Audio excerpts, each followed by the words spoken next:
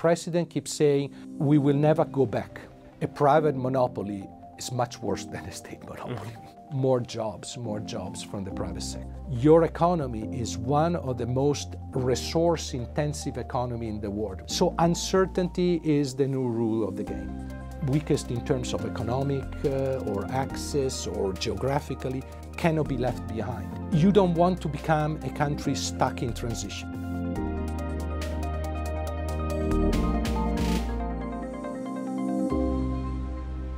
Marco, thanks a lot for agreeing to this interview and taking your time to visit us today. In the beginning of the interview, could you please start by explaining the World Bank's global mission in general to our audience? Yes. Well, thank you for having me here. And also, let me start the interview by thanking Uzbekistan, its people, and the government for having hosted me here for almost 4 years now. The World Bank, it's a group. It's a group of different agencies. It's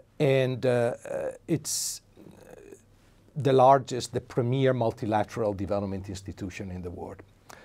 Our mission revolves around what we call the 3 Ps. People, and we go through that through poverty reduction, prosperity, so the inclusion of these people into the global economic benefits, and planet, the sustainability angle. We have a name bank associated to us, so we mobilize resources, about 73 billion every year of resources.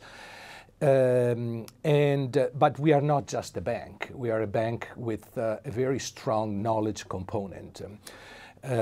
We have been around more than 70 years. We started as a reconstruction bank, actually, after World War II. And some of the beneficiaries were my own country, Italy. It was destroyed after World War II and greatly benefited by this support to get back on its feet. But then the agenda developed much more on development and poverty reduction. Now we have 189 members around the world. We have 140 country offices. So one of our comparative advantage is our global engagement and global knowledge, which we mix with resources. So it's not just lending and resources, it's resources with specialized knowledge to make a difference ultimately for the people on the ground. So in this sense, we bring a unique set of skills and contributions to government who want to fight poverty, grow their economies, and improve the life for their peoples. Mm-hmm. I'd like to talk about what World Bank is doing in Uzbekistan, but before we move to the bank's operations in Uzbekistan, let me ask about your experience in the country. Over the last 4 years, you have witnessed certain changes in the country. Could you highlight some of those that, in your opinion, had significant impacts on society, on the economy of the country? Yeah. Well, my experience in the country, of course, it's intertwined with the World Bank. We are blessed to have a very large program in many areas of the economy, so it's a privileged view. I would highlight maybe 3 achievements that to me are very relevant that I've seen over these last 4 years. When I came here, Uzbekistan cotton was boycotted by more than 300 international brands. And it was boycotted because of child and forced labor issues. Now it's no more that case. That has been impressive, both for the scale of what was the program. You had one of the largest forced labor program in the world. Sure. And the time that it took to go from that to elimination of it, 5-6 years. We've been part of that process, both by supporting the elimination of the root causes of that, so planned quotas of production, price control, imposed decision on what to plant on farmers, you know, the legacy of the past. So modernizing the agricultural sector. Still, the agricultural sector is our largest beneficiary in our portfolio. And it's linked to this, the big effort to modernize, to eliminate the root causes of forced labor. On the other hand, we mobilized financing from international donors, the US, the European Union, Switzerland, Germany, to support a monitoring of what was happening in the field. Third-party monitoring with the involvement of ILO and civil society. That was the first year. Civil society working hand in hand with the inspectorate, labor inspectorate, to verify what was going on in this. The mix of these two led to, in 2022, lifting this international ban. And now you can export not just cotton fiber, but textile. So there's a value added to your production. Very important. The second example I would like to quote during my stay here is you had very low participation rate in early education, so preschool education and high school, and high education, university. Why are these two important? Well, we know that investing in early education transforms the life of a person. You become a better learner throughout your life. Huge returns on those investments. And in higher education, because you need that if you want to have jobs in the modern economy, you need more people. On both, I've seen quite dramatic improvements in coverage. Just in early education, I think from less than 30% in 2018 to almost 76% today. Impressive. We contributed on both. I can talk more about that with investment and technical assistance. And we are particularly proud of this trajectory. Now, the challenge in education is quality. You put more students in, you need to give them quality education. We can talk more about that. The final point I would like to highlight, milestone, is on renewable energy. Quite dramatic, the movement in that direction and the goals, the ambition of the government there. We supported that with the first solar private plant competitively bid. It was in Navoie, 100 megawatts. That was a first, brought in the lowest cost per kilowatt hour at the time, and has opened to further investment in the sector. The last one that we have supported is in Bukhara, another first, a solar plant with a large battery storage, so that you generate solar energy, but you need also to store it on a battery to give, for example, at night, to distribute them at night. So this is another first. It's very important. Your infrastructure gaps cannot be filled only by state investments. You need the private sector. But if you bring the private sector in, you need to bring it in competitively to get the lowest price, transparently, to make sure also the state protects itself from the private sector, meaning you need to get the best deal. And we think these competitive deals that we got were the best deal for Uzbekistan. So on these three, congratulations, and we were very proud to be part of it. Mm-hmm. Now that we have talked about the achievements during your time in the country, as we know, the World Bank's portfolio in Uzbekistan is one of the biggest in the region. What key areas are in the focus of the World Bank nowadays in terms of supporting Uzbek government? You're right. It's one of the largest in the Europe and Central Asia region. I mean, we're right after Turkey and Ukraine, that has grown for obvious reasons. And importantly, it's a portfolio that has tripled over the period 2017 to today. Today it's about 6.2 billion, of which about 2.4 still to be disbursed and implemented. Notably, the majority of these funds is very concessional. It's from our IDA window, 30 years maturity, 5 years grace period. It's one of the most concessional lending you can get in the world. It has grown. Why?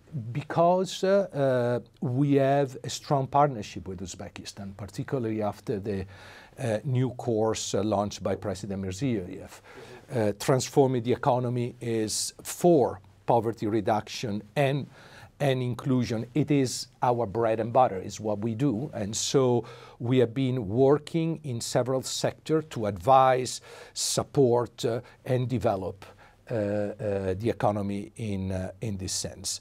Our engagement currently, the framework that we have agreed, covers 3 areas. Transformation of the economy to create more opportunity for private sector, investments and jobs.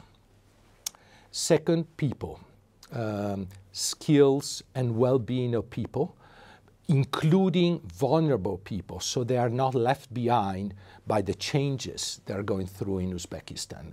Some internal changes, but many also external, like climate change. And the third is sustainability.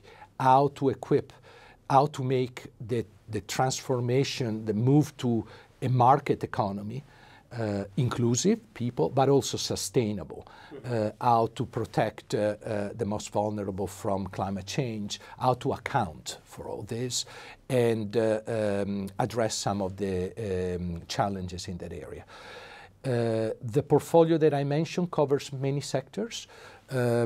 We go to reforms to support the government transform its state-owned enterprises sector and change its role in the economy.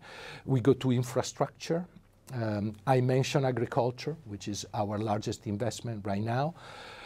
Human development, that is education and skills, health.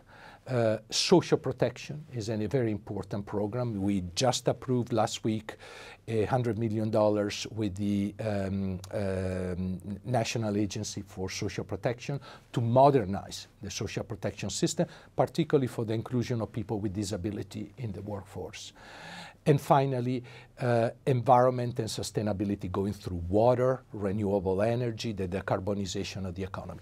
So we touch all this, but I would like to put emphasis again on the fact, yes, it's large in volumes of financing, but the part that I think is more important is the knowledge and the dialogue and the convening power that we have. That engagement, I think, if you ask a government official, they probably find more useful than the financing. The experience we bring and the knowledge and the experience from other countries so that you don't repeat mistakes, you build on best practices. That is what we do more, and we are particularly proud of. So we talked about World Bank's portfolio being one of the largest in the region, but could you please bring examples of some of the projects that, in your opinion, influencing most the people's lives on the ground? Some of them that you've witnessed yourself. Yeah, there are many, and maybe I'll mention some that I visited in first person. The first one that comes to mind is a rural infrastructure project that is implemented and has benefited more than 300 rural villages around the country. The model is very interesting. It's the village itself that determines what kind of investment they need. And the requests that we get are for schools, for water and bridges, local roads, etc. But they are the one that the community itself feels is the most needed. I visited a village in Jisak region soon after. It was still COVID period. I remember we were all with the masks, and the school was, I was shocked. Let's put it this way. The school did not match my expectation of a middle-income country. This is a school conditions that I've seen in much poorer countries, you know, the infrastructure, the way young children. In 21, I think, 20 or 21, in 21 I saw it. In 23, I was pleased to go to the inauguration of the new school that we supported. Not only was modern and efficient, etc., a very great environment for learning, but it had become a center of community life. They were organizing events there, and etc. It was pleasing, and my regional vice president at the time came, and she still holds on her desk, now she's been promoted, she's the number 2 at the bank, and she holds on her desk a little drawing of a girl. They gave it to her in that visit. Really impressive. So that's one that changed people out. Another one, you know, sometimes we talk about big infrastructure like infrastructure. We forget that there are people that benefit for this. In South Pakistan, we rehabilitated the Bustan Canal over there. It's a very important waterway for irrigation. And now I'm not sure I quote exact, but I know that there were 65,000 beneficiaries, water beneficiary of this. You know, this canal is critical, particularly now that Afghanistan is building a canal that would divert water going towards Karakalpastan. So I'm very glad you have that infrastructure, and the impact on the people was evident. Just the people that were there at the inauguration explaining how blessed they felt about having water in a relatively arid environment. So that's another one. Still in the water sanitation process, I went you know, going to inaugurate this sewage plants, sewage treatment plants is never too pleasant because you're dealing with waste water, but very pleased to see the Samarkand and Bukhara rehabilitation that we did there.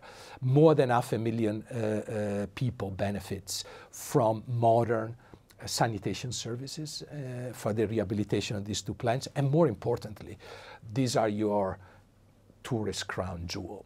You don't want to have foul water going around, so having good sewage and canalization is critical, even to attract your tourists. So beside the local people, very glad that we did that in high tourist areas. So these are some of the examples, but you know, I went to see the early childhood project that I mentioned that is supporting expansion of coverage in early childhood, and very impressed by the mixed techniques they use. For example, in rural areas, they reach remote population with buses. So the teacher goes there and brings schools and equipment, and very impressive to see that in motion.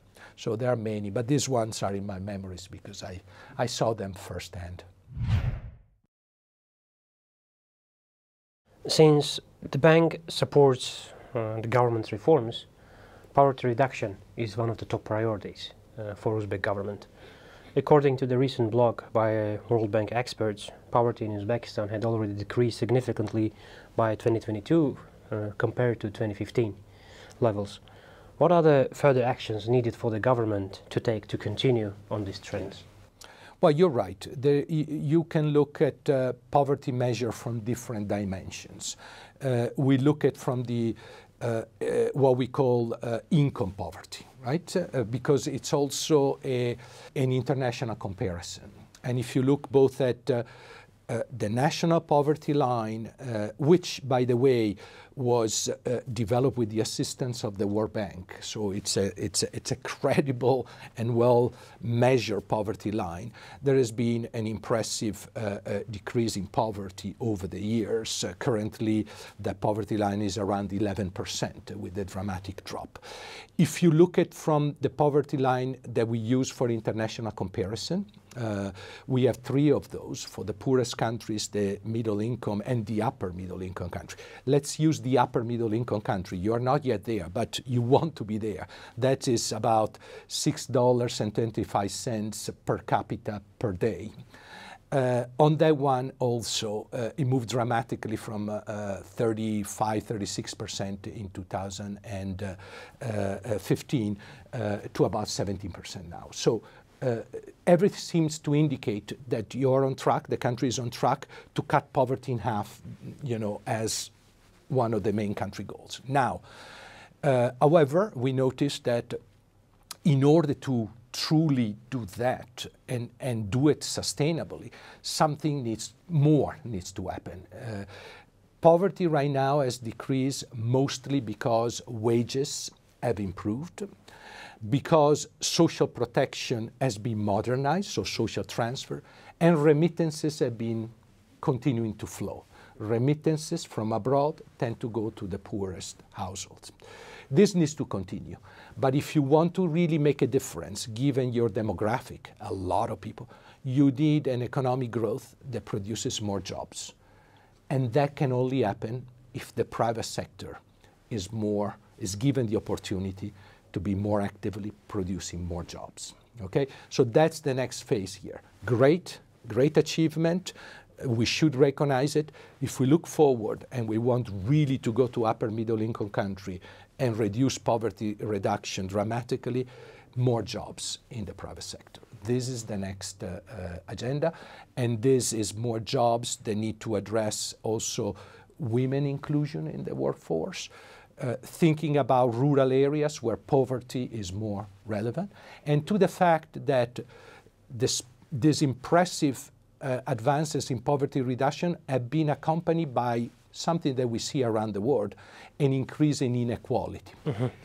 Income has grown faster for the top percent earners than for the bottom percent earners. This happens in many countries.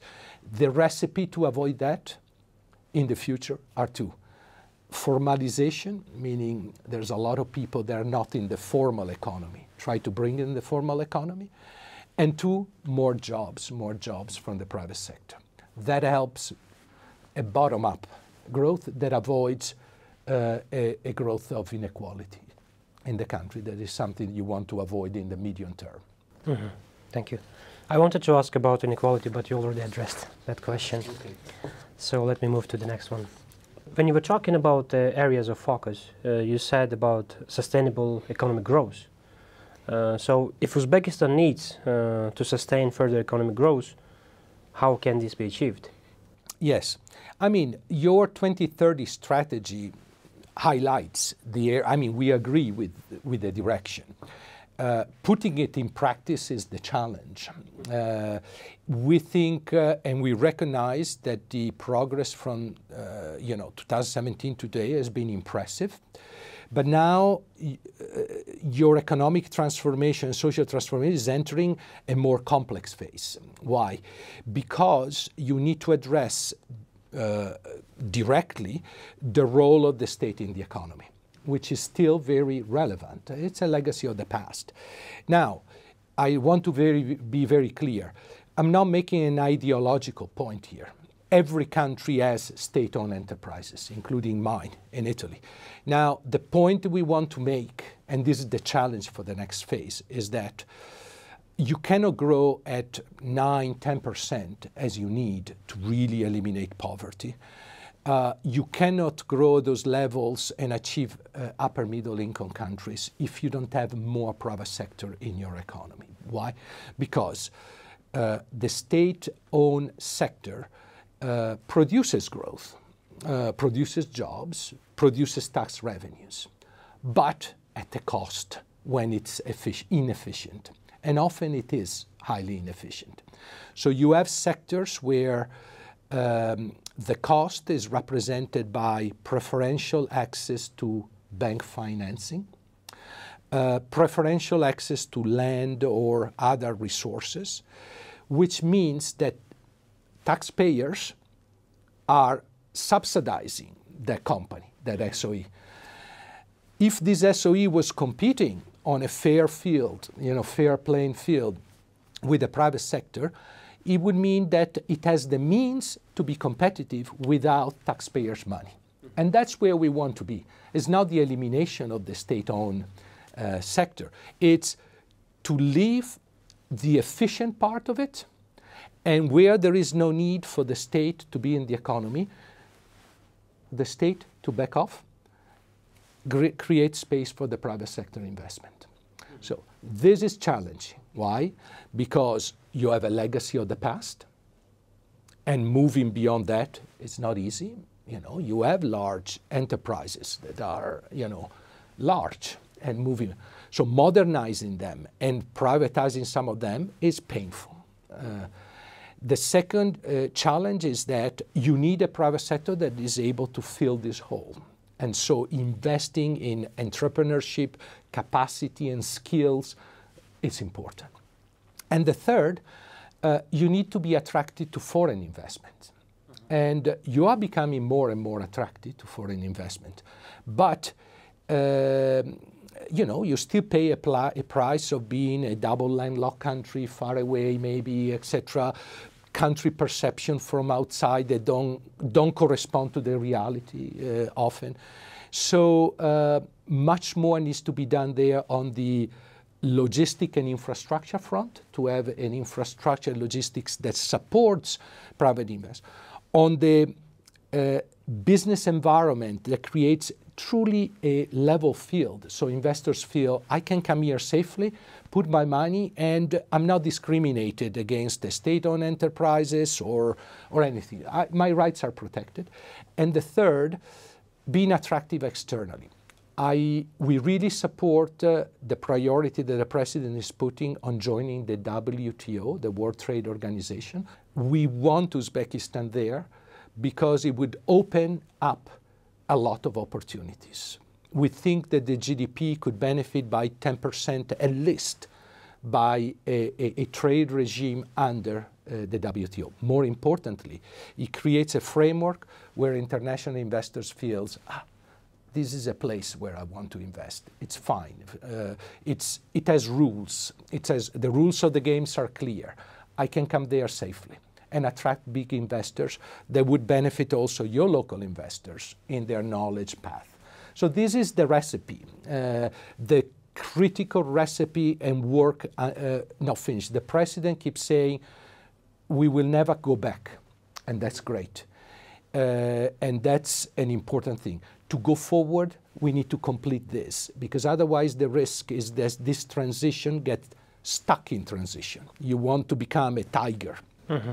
And I would like in 4 or 5 years in my next job to look at you and say, good job, Uzbekistan, you're the leading economy in that area. Your people are prospering, you did it. But you need to go through this tough phase now. Since you started talking about the transformation of SOEs, let me jump to the question regarding the state-owned enterprises. At the Economic Outlook, recently published by the World Bank on Uzbekistan, it was noted that restructuring and privatization of SOEs will be one of the main drivers, and you mentioned it as well. But it might come with cost if it's not done properly.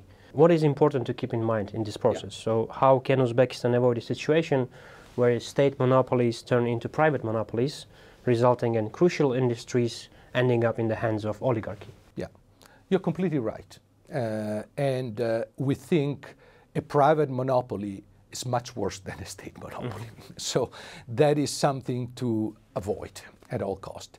There are lessons to be learned from other countries who went through.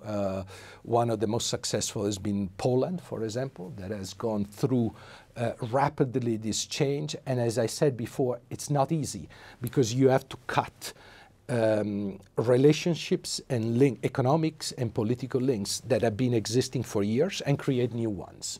And that process, it's not easy to manage. You need vision. You need a firm hand to continue to stick to that process. And you need some basic conditions, I think. The very first one is what I was alluding previously. First, modernize your state-owned enterprises. So make sure they're the best they can be in their sector. They are not inefficient. They don't need preferential access to financing from a state-owned commercial bank. They don't need to ask for favor from the political establishment to generate profits. They should be put in a condition to compete. If they compete, it means they're efficient. Okay, so first of all, do that. Why? One, because in that case, they compete fairly with the private sector. Second, in case you decide to sell, you get much better money to sell in that case. So it's an internal modernization of this. This goes through creating independent boards in these state-owned enterprises that truly are, to which the management is truly accountable.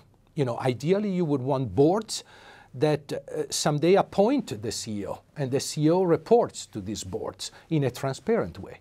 That creates that accountability in decision making, etc., etc. Publishing results financing, and everything is another way of doing it, putting public scrutiny on what happens in this large enterprise.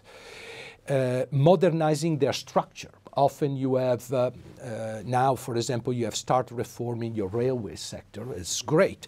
To simplify, it's all in one package, and you need to break it down in different companies with different accountability, managing smaller aspects of this, like just the rail transport, the passenger transport, and have full accountability for a smaller chunk of the business, not everything mixed together, because otherwise it's very hard to understand what's going on. So the process has started. Congratulations. So these are some conditions. Laws and regulations and independent regulations to make sure that, I'm a private sector, I'm a state, it doesn't make any difference. We are operating in the same environment. A justice sector that is transparent and strong in contract law. So making sure that, contract disputes happens. But they need to be resolved fast, transparently, and effectively. Because otherwise they send a signal, better not go there. So all are the things that need to happen to do this transformation. Again, we are not advocating for the elimination of the state-owned complex. We are advocating for retain your role as a state, as an investor in sectors that are natural monopolies, or they are very strategic for your national security or other things. Allow the private sector to compete in the other sectors to get you better services at the lowest cost and more innovation. This is critical for a double landlocked country. You need this to go through. But we recognize it's not an easy process. That's why we and other IFIs are all willing to support this movement with best practices. You mentioned earlier that there has been done a lot in terms of education, but now it's time to think about increasing education quality. Is there any kind of program put in place in the country together with World Bank, and what are the key takeaways from there? Yeah. On one side, there is positive news because the education sector has embraced international comparisons on students' achievement. Programs like PISA, that they measure at a certain age school attainment, and they compare to other countries, have their limitation, because like any comparison always has limitation, but it gives you a sense of where the country is moving, okay? And with their learning quality. More importantly, it gives you information of what happens within the country. So I care less of how Uzbekistan compared to Switzerland. I care more how a school in Jisak is doing very well and one in Srikandaria is not, and why.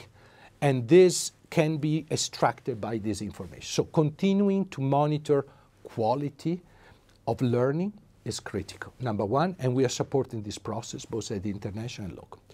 The second agenda, very important, is there is a lot of tension on, you have a lot of new students coming to the system, so you need schools.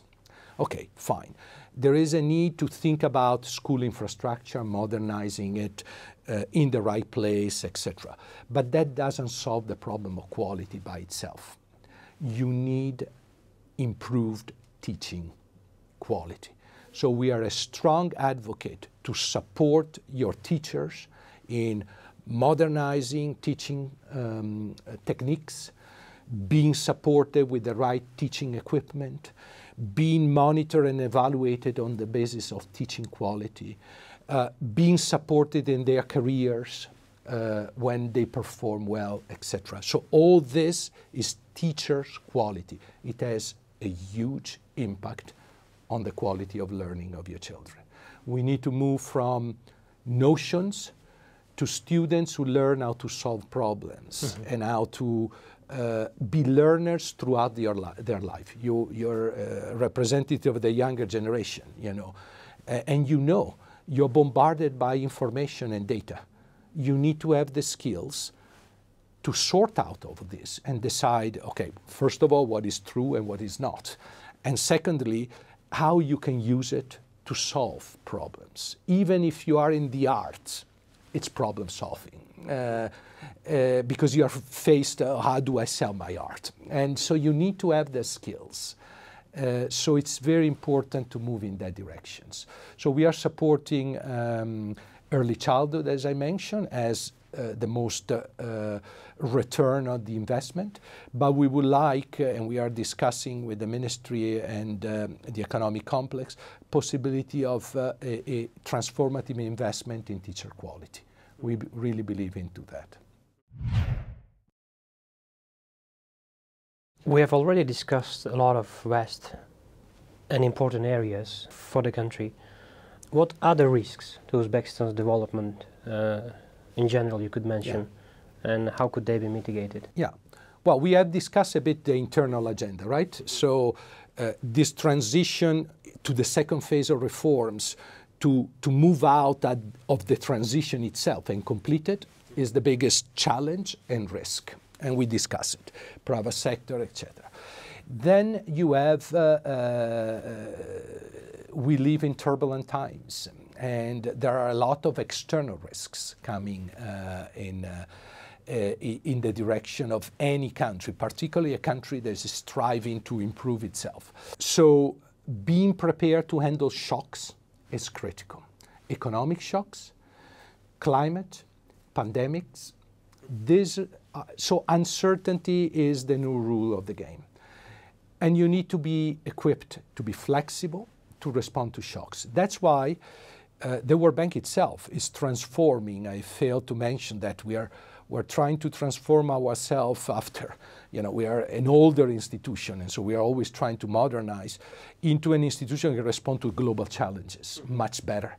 One of these is climate change. We want to have 45% of at least 45% of anything we do in any given country to have a positive impact on mitigation, climate mitigation impact, or adaptation. We are working on disaster response, and this is another challenge that Uzbekistan faces. So both on climate and in general in disaster.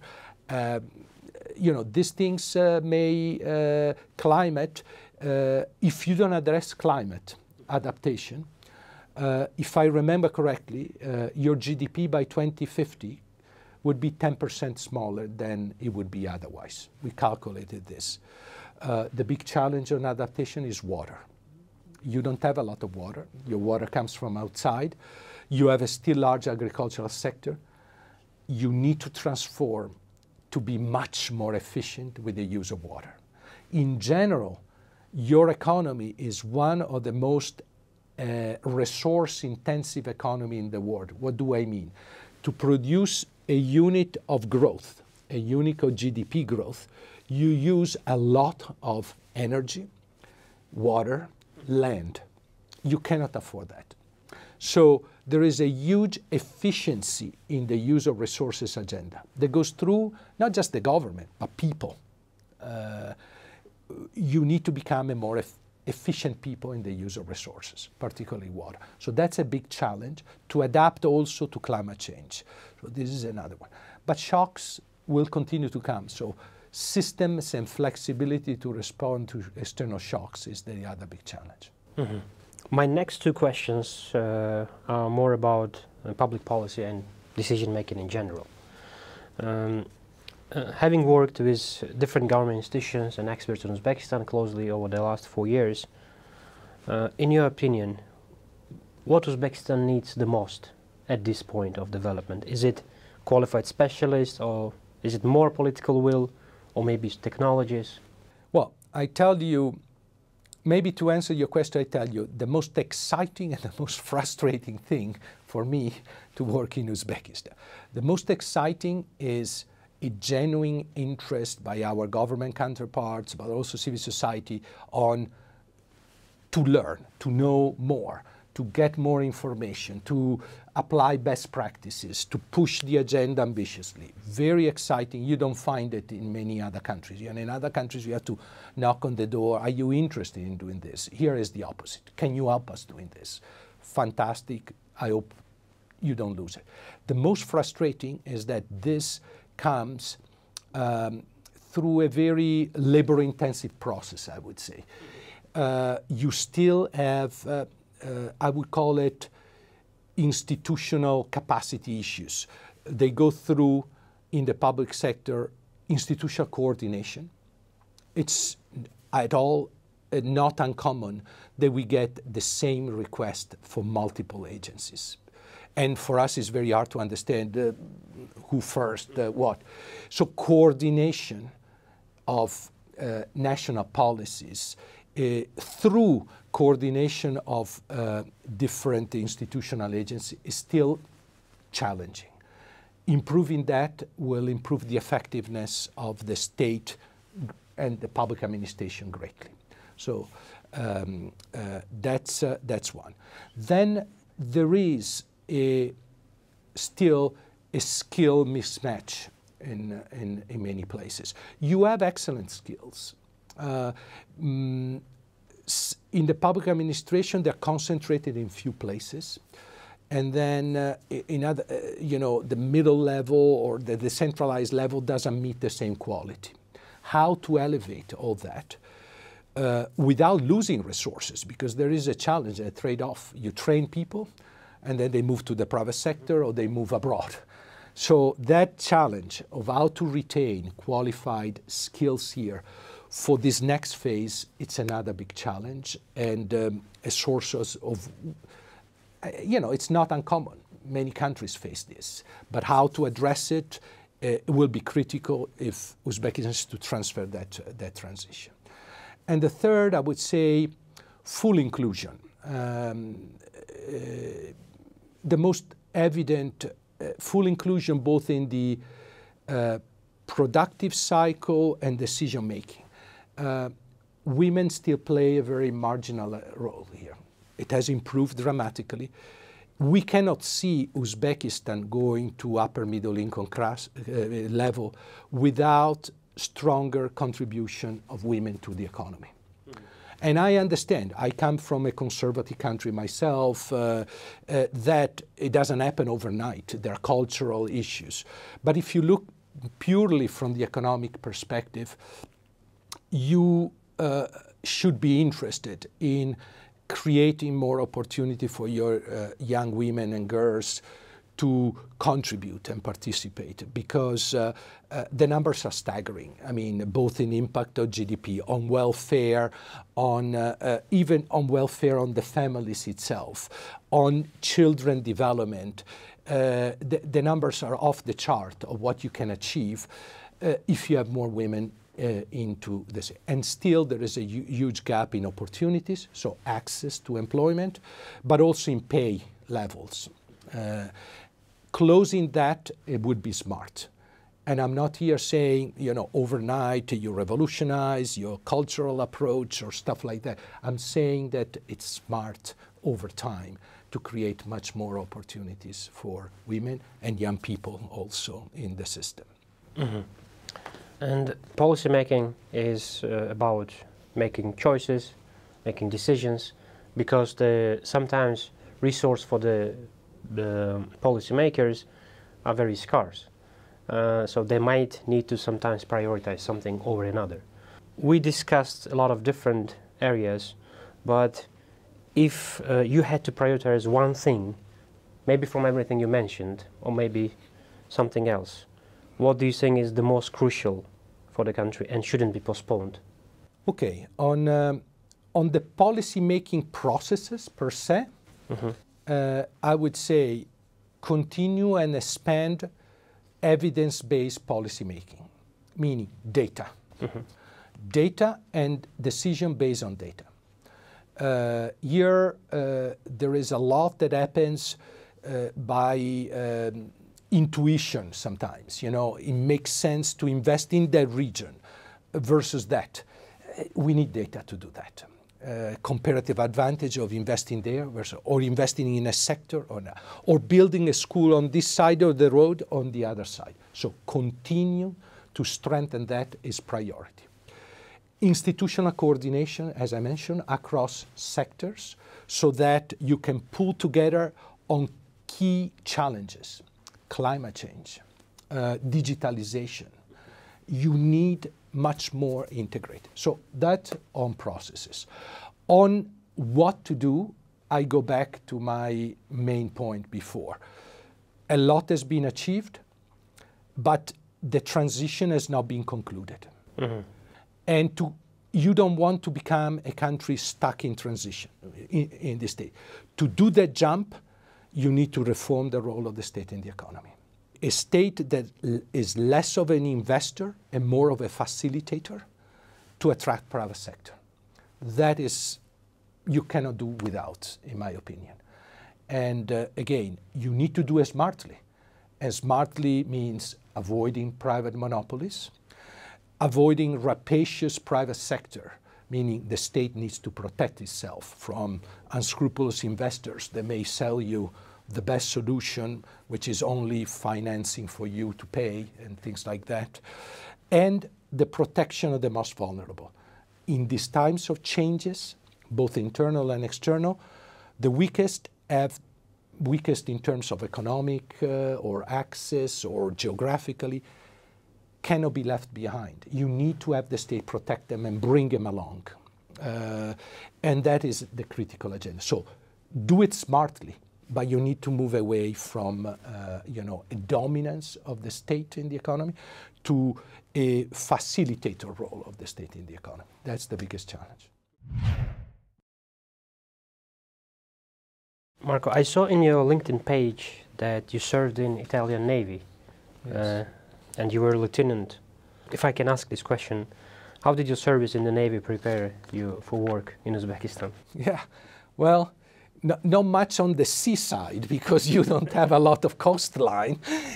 So in that sense, not a lot. But it was an interesting experience for me because I was a young man put in a position of leadership with other young men. And you learn a lot in that process on what works and what doesn't work. We have a large office here, and I hope some of what I learned help the office in itself.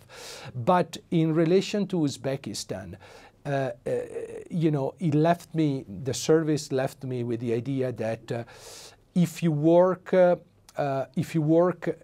just because you're in position of authority, you decide things don't happen. You need to create systems to make it happen. So this is something that I'm trying to apply to our projects here. It's not just because we sign an agreement that is countersigned by the Deputy Prime Minister that poof, things happen. You need to create all the system, the partnership, the capacity, the incentives to make it happen. And that was true in the Navy, and it's true in development. So that's something that I think I'll carry with me throughout my professional life, and it was very relevant in Uzbekistan as well. Mm-hmm. In your social media pages, we can see how you take trips to mountains, to mountainous areas quite often, and you mostly ride a bicycle there. Yes. How did you spend your free time in the country, and which places you will miss? Well, I'll tell you that to the horror of my communication officer, my most popular tweet is me and a camel on a dirt road. So it's not me with ministers, unfortunately, or events. It's me and a camel on a dirt road. People found that very popular in a way. So I spent a lot of time trying to do that because A, I like the outdoors. I also like riding the bike outside traffic, and so go to remote areas. And I also, every time I do it, I meet people.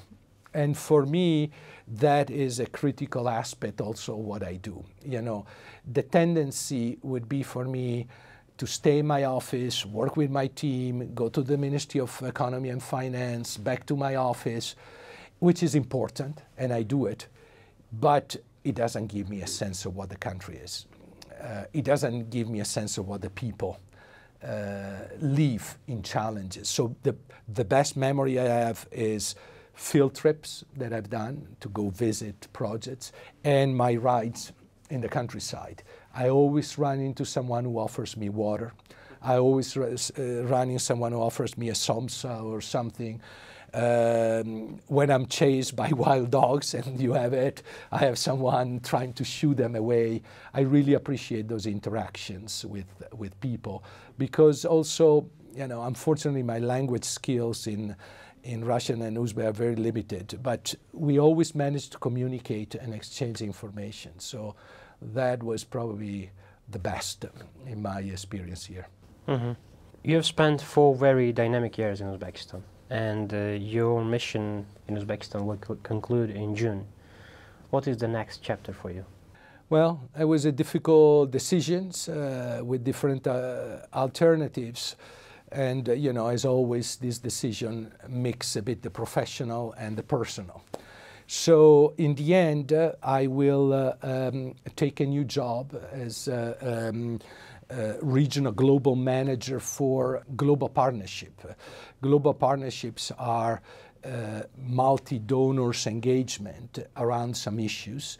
This one is hosted by the World Bank as secretariat, is the Global Partnership for Education.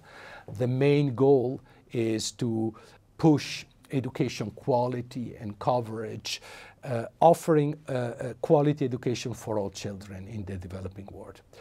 I'm glad that I will cover everything but Africa, because this includes Uzbekistan, so maybe I can come back in that role. And my responsibility will be to facilitate the financing and the engagement that we have around the world with this partnership. So I go from multi-sector country to one topic in many countries, and that will be interesting. The personal is that I'll be based back in Washington, D.C., which facilitates some of our family connection, because my 2 boys, but now they are adult men, they live in Boston, and so my wife and I hope to see them more often than we do now. Mm-hmm. And since you will be departing, is it already clear who will be succeeding you in this role? Yes, that's an interesting development for Uzbekistan. So we operate in Central Asia under the coordination of a Central Asia regional director, Tatiana Proskuryakova, and she's currently based in Almaty. But there has been a decision that both for the size of the program here and the engagement, it makes sense to move her position from Almaty to Tashkent. Mm-hmm. So she will be based from July 1st in Tashkent. She will retain her role as regional director. She will be assisted by some senior professional that will do part of what I do, but she will be based here. So in a way, we are upgrading our presence in Tashkent, recognizing the importance of our engagement in this country, but recognizing also that Uzbekistan plays a critical role for the advancement of the whole of Central Asia. So Tatiana will continue to keep this regional focus and regional priority investments that we are pursuing. Mm-hmm. And since it will be one of your final interviews in this role and for Uzbek media, as a last question, I wanted to ask you, what final thoughts would you like to share with our audience? Well, as always, the end of this, this is my 5th rotation in a country, and they're always bittersweet. On one side, I'm leaving satisfied with what we have done here. The quality of the partnership, the engagement, the results, that some of which are impressive. And that gives me enormous satisfaction. I'm also very satisfied with the team of the World Bank country office here. It's top-notch. It's top-notch worldwide. These are high-level professionals that could operate in any country, and they are a great service to Uzbekistan development. I also am very grateful by the openness and engagement we had with the authorities, with civil society, with the private sector here. Very fruitful partnership. Of course, it's a sad moment because this process could have continued more and I would have for sure enjoyed it, but it's coming to an end, and we have fixed rules that every 4 years we rotate. So I'm going through that, and it's very hard to say goodbye to friends.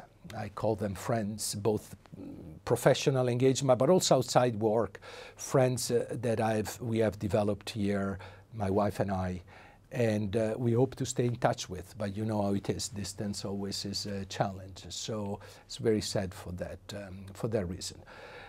But overall, it's a very positive end of mission.